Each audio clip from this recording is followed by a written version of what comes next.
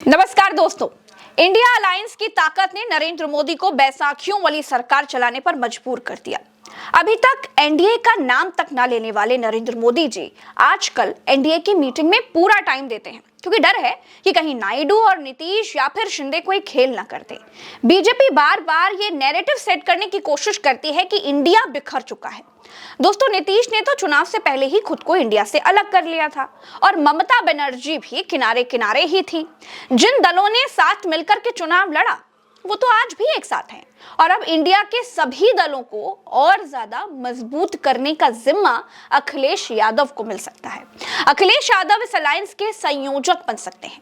बहुत दिनों से ये बात हो रही थी कि आखिर इस अलायंस को मजबूत कैसे किया जाए। कांग्रेस, सपा, आम आदमी पार्टी, जेएमएम, आरजेडी और बाकी सारे दलों को कैसे जोड़े रखा जाए। इसके लिए तो एक ऐसे नेता की जरूरत है जो सबको जोड़कर रखे और साथ लेकर के चले।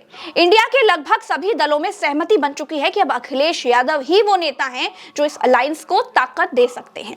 दक्षिण के दलों के बीच अखिलेश यादव की स्वीकार्यता बड़ी गजब की है।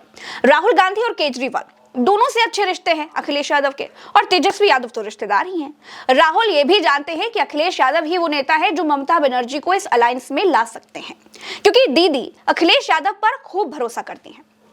खास बात ये भी है दोस्तों कि अखिलेश यादव उत्तर प्रदेश से आते हैं, पूर्व मुख्यमंत्री भी हैं।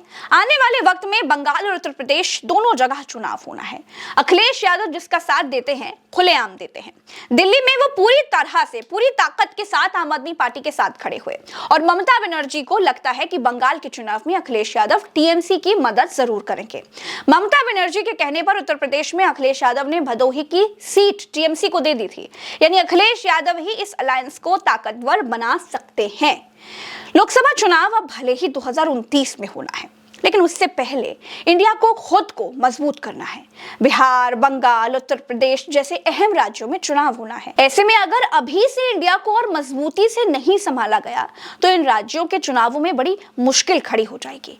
राहुल गांधी भी चाहते हैं कि ऐसा कोई नेता हो जिसकी सब लोग सुने और जो सबको साथ लेकर के चले। हर नेता के बारे में सोचने के बाद राहुल गांधी को भी लगने लगा है कि अखिलेश यादव से बेहतर कोई नहीं है।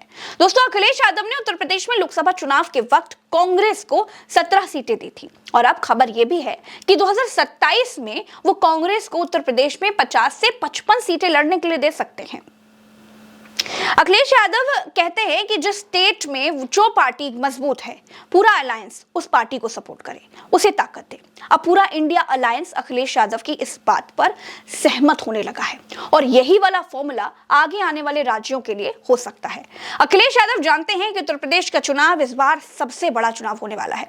पूरे देश की नजरें इस बार इलेक्शन पर होंगी और इसीलिए अखिलेश यादव अभी से तैयारी में जुट गए हैं और दावा भी कर रहे हैं कि 2027 में वो बीजेपी को हरा देंगे। दोस्तों, अगर इंडिया अलायंस में अखिलेश यादव संयोजक बनते हैं तो एक बात तो बिल्कुल साफ है कि गठबंधन के अंदर की गुटबाजी, सीटों को लेकर के झगड़ा पूरी तरह से खत्म हो जाएगा और इसका फायदा सभी दलों को मिलेगा। सबसे बड़ी परीक्षा बिहार में होनी है। बिहार में सबसे बड़ी पार्टी आरजेडी है। 243 सीटों वाले इस स्टेट में तेजस्वी यादव 100 से 110 सीटों पर अपने प्रत्याशी उतारना चाहते हैं। बाकी सीटों में वो कांग्रेस, वामदल और जेएमएम के लिए सीटें छोड़ेंगे। अगर यही वाला फॉर्मूला रहा तो ये बीजेपी को बेचैन कर सकता है।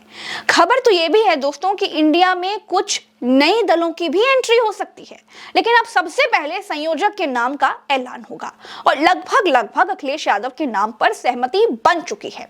इस खबर में मेरे दोस्तों फिलहाल इतना ही। आप उल्टा चश्मा यूसी के साथ बने रहिए, चैनल सब्सक्राइब करते रहिए और अपना ध्यान रखिए। नमस्कार।